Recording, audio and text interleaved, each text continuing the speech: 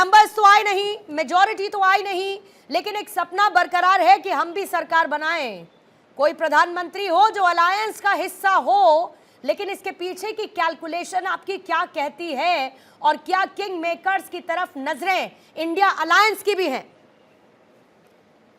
देखिए पूर्णिमा जी, सबसे पहले तो आपके चैनल के माध्यम से मैं बताना चाहता हूं कि ये जो चुनाव हुआ, लोकसभा का जो चुनाव हुआ, ये बहुत ही बेहतरीन तरीके से चुनाव लड़ा गया। चाहे इंडिया गठबंधन हो, चाहे एनडीए हो, और जनता ने इस चुनाव में बहुत बढ़ चढ़ के हिस्सा लिया। उसका सीधा सीधा उदाहरण ये रहा कि जैसे ही इन लोगों ने 400 पार का नारा दिया, तो कहीं ना कहीं इनकी निरंकुशता, कहीं ना कहीं इनकी तानाशाही ये झलक रही थी इनके जो 400 पार के लक्ष्य को लेकर।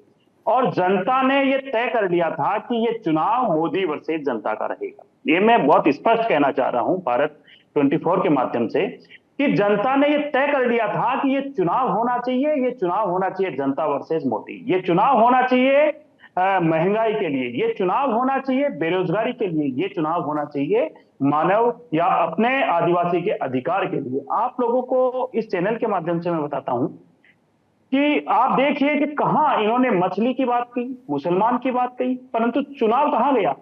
चुनाव अपने लक्ष्य पे पहुंचा।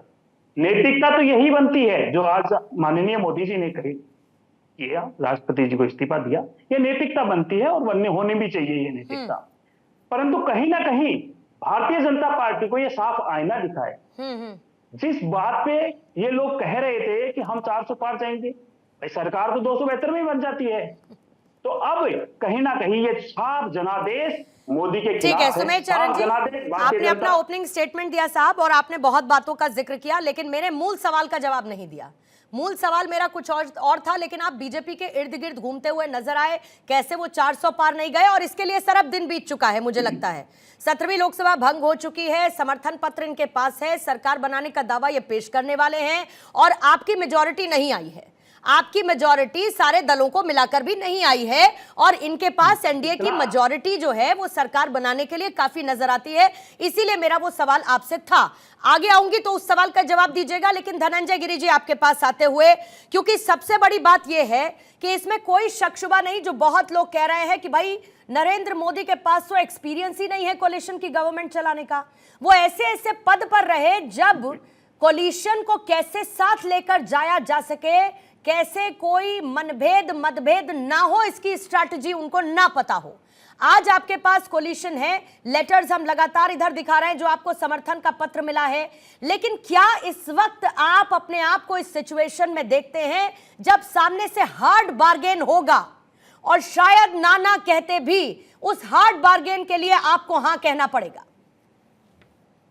पूर्णिमा जी, सबसे पहले चैनल पे, पैनल पे और प्रदेश के तमाम प्रबुद्ध जनता को नमस्कार है, धन्यवाद है उस प्रबुद्ध जनता को जिसने आजादी के बाद पहली बार किसी पार्टी को, किसी गठबंधन को तीसरा बार मैंडेट दिया।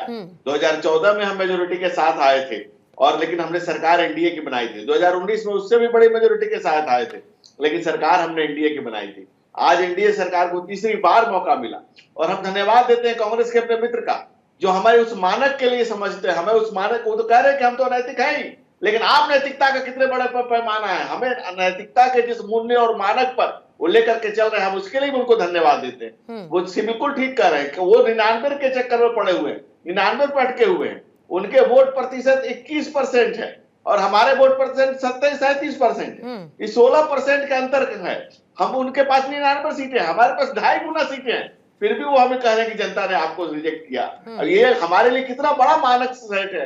हमारे प्रतिद्वंदी भी हमारे लिए कितना बड़ा मानक रखते हैं, इस बात के लिए मैं अपने प्रतिद्वंदियों का भी सम्मान करता हूं। मुखालफत से मेरी शख्सियत संवरती है, विरोधियों का मैं बड़ा एहतराम करता हूं। नई बात की, हम अपने मानक से नीचे आए, लेकिन लोकतंत्र में जो मेजोरिटी का आंकड़ा है हम उसके ऊपर खड़े हैं, इसीलिए हम सरकार के पास जा रहे हैं। और जो दूसरी बात आप कह रही थी कि लोग हमारे साथ जो है, अपेक्षाओं का होना कोई अपराध नहीं है। अगर अपने अपने प्रदेश के लिए, अपने अपने देश के लिए, अपने अपने क्षेत्रों के लिए जो क्षेत्रीय दल अगर कुछ अपेक्षा रखते हैं, तो वो मिल बैठकर हम बातें कर लेंगे, बैठेंगे, बातें करेंगे, और बात करके जो राष्ट्र हित में, जो प्रदेश हित में, जो देश हित में उपयुक्त होगा उसको किया जाएगा। और हम लगातार अगर देखिए तो हम मूल्यों और मानकों से 0.7% हमारा वोट परसेंटेज मात्र गिरा और कांग्रेस का 1.5% से बढ़ा। लेकिन सर वो 0.7% ने कितनी सीटें कम कर दी ये मुझे आपको बताने की जरूरत नहीं है। और अगर मैं आपके ऑपोजिशन की बात करूं सर तो 3.5% कुछ मुझे लगता है इनका एनहांस हुआ है, लेकिन उसने कितनी सीटें बढ़ा दी हैं, यानी कि सिर्फ 0.7% कम होने में कितनी गिरी, आप उसका कंपैरिजन करिए इनका बढ़ जाने का। वो कैलकुलेशन आप ऑलरेडी कर चुके होंगे सर, इसलिए। पूर्णिमा जी, हाँ। 2004 में कांग्रेस को 26% वोट मिले थे, 145 सीटें मिली। हाँ। 2009 में उनके पास 28% वोट मिले थे और 204 सीटें मिली। उस दोनों बार फुल टर्म उन्होंने सरकार चलाई। उससे ज्यादा हम लोग लगातार 31% हम लोगों ने 2014 में, 37%, 37.7% 2019 में और 37% हमें अभी मिला है। तो हम लगातार उस रेशियो से तो बहुत ऊपर चल रहे हैं। और उसके बावजूद हम ये जरूर मान के चलते हैं, जैसे सपा का vote percentage all time high है और 79 सीटें मिली है, इसके लिए उनको साधुवाद है, बधाई है। लेकिन हम ये मानते हैं कि जो मानक है हमने अपने लिए इतना बड़ा मानक रखा है, और जो 400 सीटों का हम बात कर रहे हैं, जनता से जो हमारा वादा है उसी पर हमारा दावा है। अगर हम कह रहे हैं कि लोकतंत्र है, जमहूरियत है, अगर हम कहते हैं 400 पार, तो हमने किसको मना किया कि आप कह लीजिए 500 पार।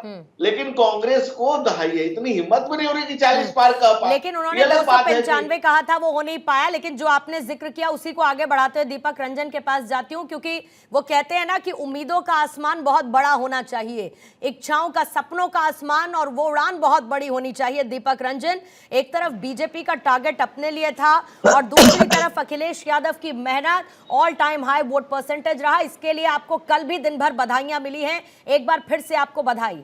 लेकिन सुनने में ऐसा आ रहा है कि अखिलेश यादव जी को एक मिशन पर लगाया गया है इस वक्त, और उस मिशन का नाम है मिशन नायडू और मिशन नीतीश कुमार। तो इस मिशन में अखिलेश यादव, सुमेर चरण जी इस बात पे हंस रहे हैं और आपका चेहरा एकदम गंभीर है। तो या तो आप खबर दे दीजिए या उस खबर को रोक लीजिए अपने तक। देखिए पूर्णिमा जी, जो आंकड़े निकल करके आए उसमें इंडिया ब्लॉक सभी सीटों पे बड़ी मजबूती के साथ लड़ता हुआ दिखा है। और देखिए रहा सवाल उत्तर प्रदेश का, उत्तर प्रदेश में जो जनादेश मिला है वो आदरणीय नेताजी का, हमारे उनका आशीर्वाद है, और जो जनादेश मिला है उसको हम सिद्धे मुलायम सिंह यादव जी को उसको समर्पित करते हैं। ये सही है कि हम जनहित के मुद्दों को लेकर के हम लोगों के बीच में गए और उनसे पूछ करके हमने अपना मैनिफेस्टो तैयार किया था। हमारा पीडीए हमारी स्ट्रेटजी थी। हम शुरू से कहते थे कि एनडीए उत्तर प्रदेश में, पीडीए एनडीए को हराने का काम करेगा। और जिस तरीके से 7 साल से उत्तर प्रदेश में डबल इंजन की सरकार चल रही है, उनके कामों को कह लीजिए या उनके कुशासन को कह लीजिए, उत्तर प्रदेश की देवतुल्य महान जनता ने उसको नकारने का काम किया। अब देखिए जो किस मिशन पे लगाया गया, बात मिशन की हो रही पूर्णिमा जी, किस मिशन पे लगाया गया, किस मिशन पे नहीं लगाया गया, ये आप ही लोगों के चैनल के माध्यम से और वही मीडिया सोर्सेज के माध्यम से इन चीजों पे पता चला है कि किस मिशन पे लगाए गए, किस मिशन पे नहीं लगाए गए। लेकिन ये सही बात है कि भाई उत्तर प्रदेश में और हिंदुस्तान में हम लोग एक गुड और हेल्दी गवर्नमेंट हम लोग देना चाहते हैं। जैसा कि आपने शुरू में ही कहा कि कोalition की गवर्नमेंट का एक्सपीरियंस जो है पूर्व प्रधानमंत्री जी को नहीं रहा है, लेकिन क्या करते हैं क्या नहीं करते हैं, किसकी सरकार, लेकिन ये बात तो सही है पूर्णिमा जी कि कहीं न कहीं अगर एनडीए की सरकार बनती है तो डिपेंडेंट सरकार होगी। इनको लोगों के ऊपर डिपेंड रहना पड़ेगा। और जिस तरीके से इन्होंने प्रभु श्री राम का नाम आगे करके पूरे उत्तर प्रदेश में चुनाव लड़े, तो आपने देख लिया होगा कि प्रभु श्री राम ने किसको आशीर्वाद दिया अयोध्या में। अयोध्या में मोदी जी जो है, या पूरे देश भर में सिर्फ, अब दोनों की बात होगी फिर साहब दीपक रंजन जी, फिर पूरे देश की भी बात होगी। तो इनके देश भर के जो नंबर्स इनको मिले हैं और वो वोट परसेंटेज के साथ 36.56% का है, और ये 36.56% बहुत बड़ा है sir. Purnima ji with due respect, जहां पे कमी थी उस चीज को तो आप उजागर करिए। अयोध्या में इन्होंने क्या चिल्ला करके नहीं कहा था? ठीक है, एयरपोर्ट बना दिया, ये बना दिया, वो बना दिया, ये कर दिया, वो कर दिया। तो मैं इस पर कह रहा हूँ, ठीक है, इनको मिला, लेकिन ये भी बहुमत से अपने अकेले दम पे धनंजय जी से लूंगी। लेकिन क्योंकि आपने ये कहा कि मैंने, धनंजय जी आ रही हूँ, धनंजय जी 2 मिनट दीजिएगा मुझे। धनंजय को मैं धन्यवाद भी करना चाहता हूँ। बिल्कुल, मैं उनके पास भी जाऊंगी, धनंजय जी आपका जवाब भी लूंगी। लेकिन चूंकि दीपक जी आपने ये कहा कि मैंने ऐसा कहा कि पूर्व प्रधानमंत्री, मैं आ रही हूँ धनंजय जी, आ रही हूँ। जो दीपक जी आपने कहा कि मैंने ऐसा कहा कि उनके पास एक्सपीरियंस नहीं है। मैंने उनसे ये कहा कि लोग ऐसा कह रहे हैं, लेकिन वो ऐसे महत्वपूर्ण पदों पर रह चुके हैं जहां पर उनको ये पता है कि कैसे सबको साथ लेकर चलना है। पूर्णिमा जी अपनी बातों को ट्विस्ट कर रहे हैं। दूसरी बात, नहीं सर, आप रिपीट, आप इसको लॉगर पे चेक कर लीजिएगा सर, कोई दिक्कत नहीं है मुझे। नहीं, मुझे कोई समस्या नहीं है। अच्छा ठीक है, दीपक जी, मुझे कोई दिक्कत नहीं है, क्योंकि यहाँ पर बैठकर इस कुर्सी पर मैं बहुत जिम्मेदारी से जो कहती हूँ वो मुझको पता है कि मैंने क्या कहा। ठीक है, आपने, दीपक अच्छा जी, ठीक है, आपने नहीं कहा, लेकिन ये लोग कह रहे बहस हैं का ना, मुद्दा नहीं है। लोग कह रहे हैं, दीपक जी, ये लोग कह रहे बहस हैं का ना। मुद्दा नहीं है सर, अरे, ये बहस का गजब है, मुद्दा बात नहीं का है, मुद्दा क्योंकि तो है। आपने मुझे मैं कोट आपसे- किया, इसलिए मैंने आपको करेक्ट किया। पूर्णिमा बस जी, आपने मुझे कोट नहीं किया होता तो मैं आपको पूर्ण- करेक्ट नहीं कर रही होती। पूर्णिमा आती जी, हूँ। ऐसे लोगों ने कहा ना, लोगों ने कहा ना, आप इस चीज को एक्सेप्ट करेंगी दीपक जी, कि आपने लेकिन कहा मैंने लोग नहीं लोग कहा। ऐसा कह रहे हैं। मैंने अच्छा नहीं ठीक है, कहा। आपने नहीं कहा, ठीक है, आई एडमिट, ठीक है, मैं आती हूँ मैं अपनी आपके गलती पास। स्वीकार अब